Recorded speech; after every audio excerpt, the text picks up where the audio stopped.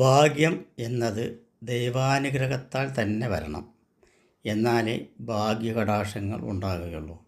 ഭാഗ്യം ദൈവാനുഗ്രഹം ഒരേ സമയം നിറഞ്ഞു നിൽക്കുന്ന സമയത്തായിരിക്കും നമ്മൾക്ക് പലവിധ അനുഭവ ഗുണങ്ങളും അതുപോലെ തന്നെ മഹാഭാഗ്യയോഗങ്ങളും ധനലാഭയോഗങ്ങളും ഭാഗ്യകടാക്ഷത്തിലുള്ള ധനങ്ങളും ലാഭപരമായിട്ടുള്ള നേട്ടങ്ങളും ലാഭസ്ഥാനം തെളിയുകയും ഒരിക്കലും നഷ്ടപ്പെടാത്ത ധനം വന്നു ചേരുകയും ചെയ്യുന്നത് ഭാഗ്യവും ദൈവാനുഗ്രഹം ഒരുമിച്ച് നിൽക്കുന്ന സമയത്താണ്.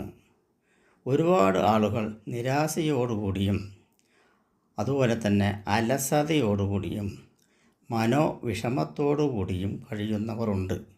നമ്മൾക്കും ഉണ്ടാകുമോ ഒരു നല്ല കാലം എന്ന് ചിന്തിച്ചുകൊണ്ടും പ്രാർത്ഥിച്ചുകൊണ്ടും മനോവ്യതയോടുകൂടി നീങ്ങിക്കൊണ്ടിരിക്കുന്ന ഇഷ്ടം പോലെ ആളുകൾ നമ്മുടെ ഇടയിലുണ്ട്. ദാരിദ്ര്യം, കടബാധ്യത, നഷ്ടങ്ങൾ, തൊഴിൽ നഷ്ടം, വ്യാപാര നഷ്ടം, ബിസിനസ് നഷ്ടം, ധനനഷ്ടം, സന്താനങ്ങൾക്ക് ദുരിതം എന്നിങ്ങനെ പോകുന്നു.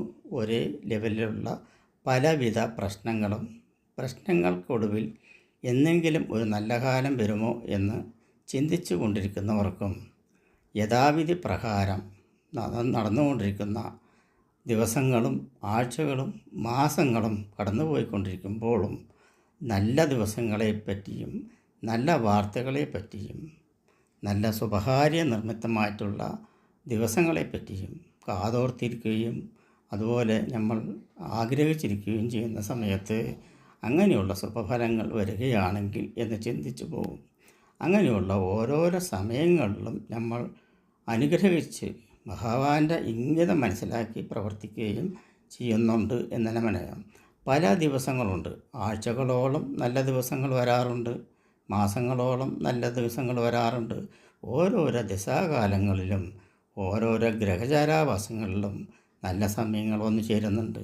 ഉദാഹരണത്തിന് തന്നെ വ്യാഴം പ്രത്യക്ഷപ്പെട്ട് അനുകൂലമായാൽ കോടി കോടി പുണ്യം എന്ന് തന്നെ പറയാറുണ്ട്. അതുപോലെ തന്നെ ശനി കണ്ടകശനിയായിട്ടോ ജന്മശനിയായിട്ടോ മാറിക്കഴിഞ്ഞാൽ വളരെ ദോഷങ്ങൾ വരും എന്നുള്ളതുണ്ട്. അതേസമയത്ത് ചാരവശാൽ ശനിയും അനുകൂലമാവുകയും വ്യാഴവും അനുകൂലമാവുകയും ചെയ്താൽ വളരെ സുപ്രധാനമായിട്ടുള്ള ഒരു കാലഘട്ടത്തിലേക്ക് നമ്മൾ നീങ്ങും എന്നുള്ളത് തന്നെ പറയാം.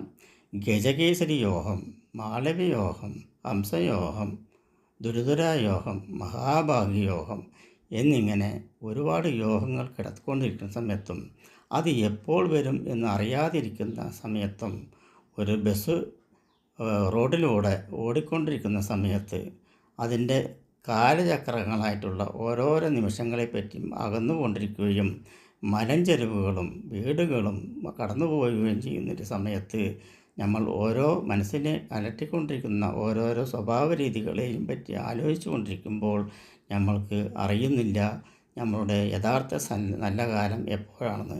അങ്ങനെയുള്ളൊരു നല്ല സ്വഭാവ രീതിയായിട്ടുള്ളതും മാനം തെളിഞ്ഞ് ആകർഷകരമായിട്ടുള്ള ഗ്രഹങ്ങളുടെ നക്ഷത്രവശാലുള്ള ആകർഷണം മൂലം പല കോടി നക്ഷത്രങ്ങളുടെ പുണ്യത്താലും വരുന്ന ഓരോരോ ദിവസങ്ങളെ പറ്റിയാണ് ഇപ്പോൾ ഞാൻ പറയുന്നത്. അതായത് നക്ഷത്രപാദങ്ങൾ തന്നെ കണക്കാക്കി നോക്കുന്ന സമയത്ത്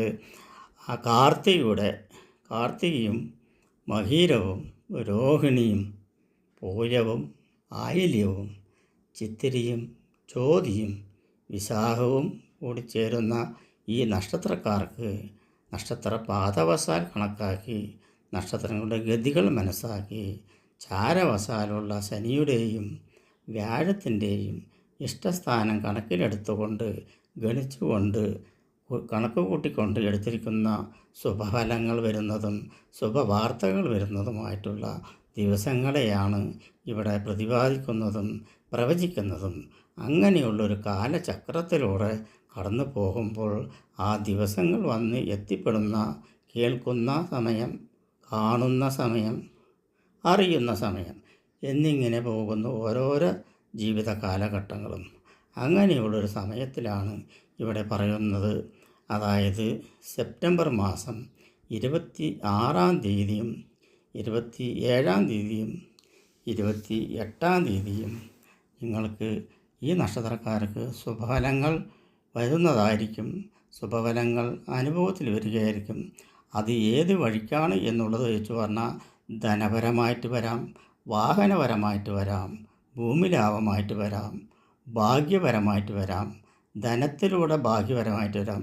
ഭാഗ്യകടാക്ഷം സിദ്ധിക്കുകയും യോഗങ്ങൾ സിദ്ധിക്കുകയും മഹാഭാഗ്യയോഗവും, അതായത് നിമിത്തപ്രകാരവും അനുഭവപ്രകാരവും മഹാലക്ഷ്മി കടാക്ഷവും സരസ്വതി കടാക്ഷവും എല്ലാം കൂടി ഒരുമിച്ച് ചേരുകയും ധനലക്ഷ്മി ദേവിയുടെ അനുഗ്രഹം പൂർണ്ണമായി പതിക്കുകയും ചെയ്യുന്ന സമയത്തായിരിക്കും നിങ്ങൾക്ക് മഹാഭാഗ്യയോഗം സിദ്ധിക്കുന്നത്.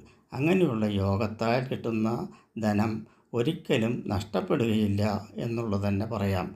ഒരിക്കലും നഷ്ടപ്പെടാത്ത ഓരോരോ സാധനങ്ങളായിരിക്കും നിങ്ങളുടെ കയ്യിൽ വന്നു ചേരുന്നത്. ഒരിക്കലും നശിക്കാത്ത ധനമാവാം, വാഹനമാവാം, ഭൂമിയാവാം, സന്താനമാവാം, ബിസിനസ്സാകാം.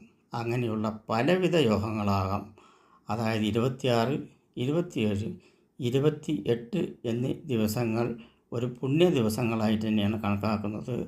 ആ ദിവസങ്ങൾ നിങ്ങൾക്ക് അനുഗ്രഹതീതമായിട്ടുള്ള ദിവസങ്ങൾ തന്നെയായിരിക്കും എന്നാണ് പറയുന്നത്.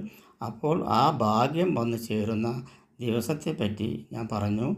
ആ ദിവസം അനുഗ്രഹീതമായിട്ട് വരട്ടെ എന്ന് ഞാനും പ്രാർത്ഥിക്കുന്നു. അങ്ങനെയുള്ള ദിവസത്തിലൂടെ കടന്നു പോകുമ്പോൾ നമ്മൾക്ക് ചില നിമിഷങ്ങളിൽ വരുന്ന അനുഭവങ്ങളും ധനയോഗങ്ങളും മഹാഭാഗ്യങ്ങളും സിദ്ധിക്കും എന്ന് തന്നെ പറയാം. ഞാനും അതിനു വേണ്ടി പ്രാർത്ഥിക്കുന്നു.